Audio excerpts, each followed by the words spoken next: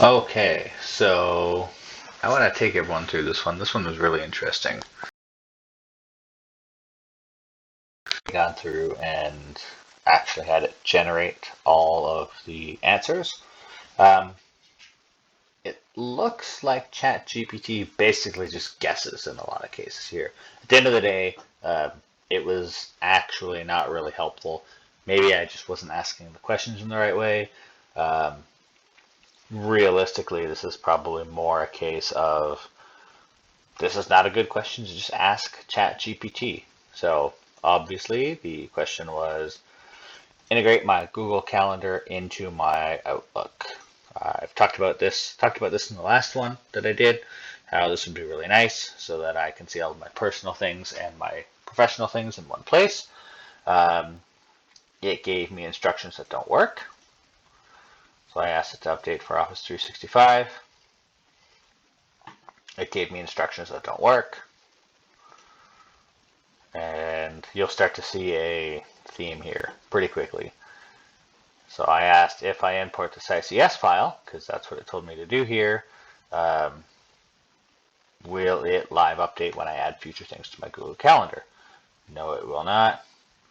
Maybe I should ask this a different way. How should I have things from my Google Calendar show in my Outlook? Gives me similar things. If I use the ICS link, will it show? It says no again. I tell it the internet says you are incorrect, and it says, oh, I apologize. The internet was correct. I was incorrect. So I find it really interesting how it's very confident when it gives you an answer, even if the answer turns out to be wrong. Specifically, you have to take the secret ICS code or link. I forget what it's called now exactly. I'm not going to go back and show you all my personal email information, but if you scroll down to the bottom of the settings page, I'm going to show you the link where I found all this information in a second here. Anyway, the point is, I told it it was wrong. It says, oh wow, you were right. So now that I have two, or now that I have the two calendars integrated, can I make all of my Gmail stuff or my Google stuff show as private? Because I don't necessarily want someone who has access to see my calendar to be able to see the private events that I have, but I want to be able to see everything in one place.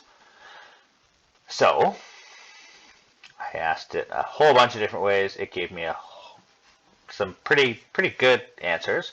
Control A doesn't work. Oh, I'm sorry, you have to put it in list first. Private is not listed under categorize. Oh, of course it's not. Private is available when one item is selected only, but not the entire list, because you see the theme here, right? So then it tells me to use filter and follow up. There's no option for that. It gives me some more options here. It tells me to use a properties option in the right click menu. There's no properties menu in the right click menu. Then it tells me select multiples. We're back to the calendar view here. Select multiples using control key, organize and tags and private. Again, same thing. When you select multiples, the private tag and the ability to add it grays out. You can't use it. And this is eventually where I just kind of gave up.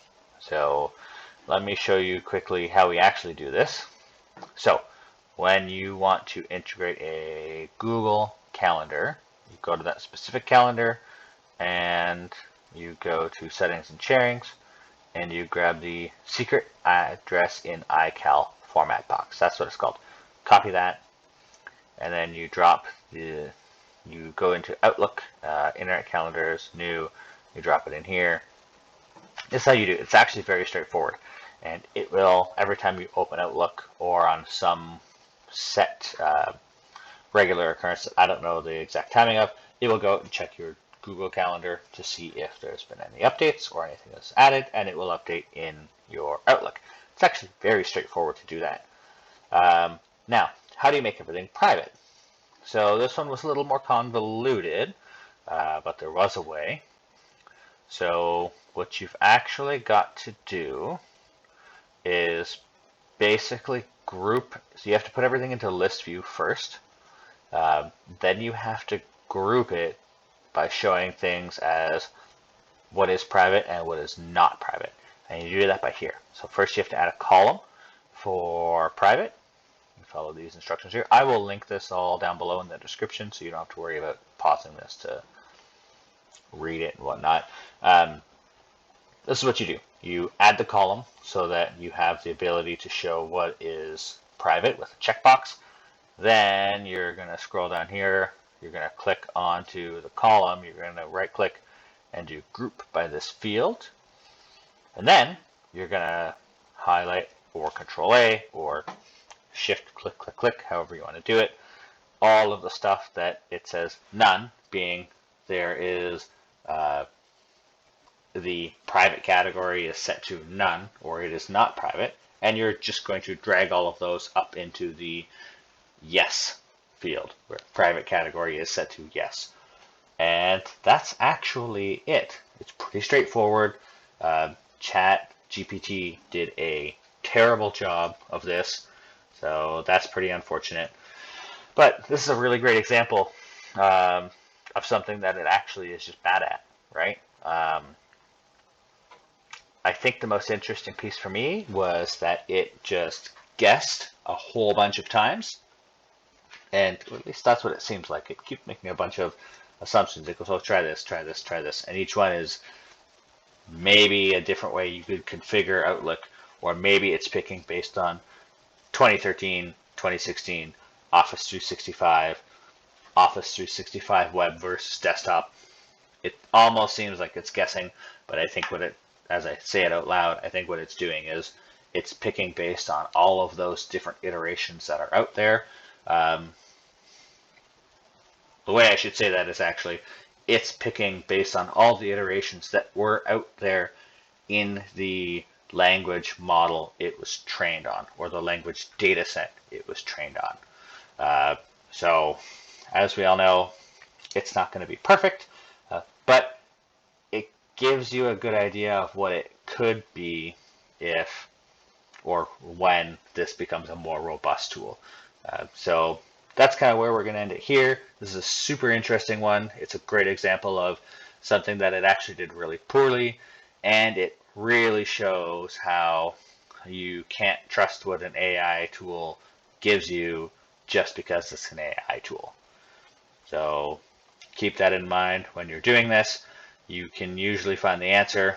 Sometimes ChatGPT is the right option. Sometimes it is not. Sometimes it gives you good information. Sometimes it does not. So take everything that comes out of an AI generator with a grain of salt.